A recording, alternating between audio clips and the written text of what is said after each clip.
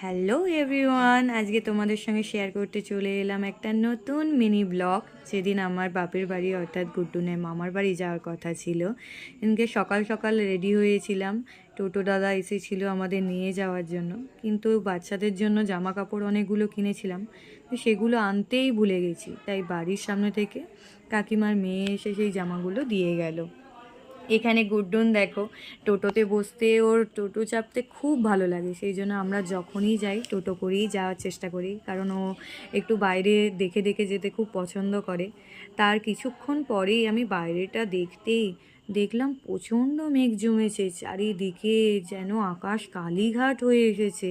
এবার বৃষ্টি এলো বলি, আর বলতে না বলতেই বৃষ্টি এসে গেল। এত পরিমাণে বৃষ্টি হচ্ছিল সেদিন যে চারিদিক এক তো বন্যার কারণে চারিদিক ডুবেই আছে, আবার তার উপরে এই বৃষ্টি। এই দেখো,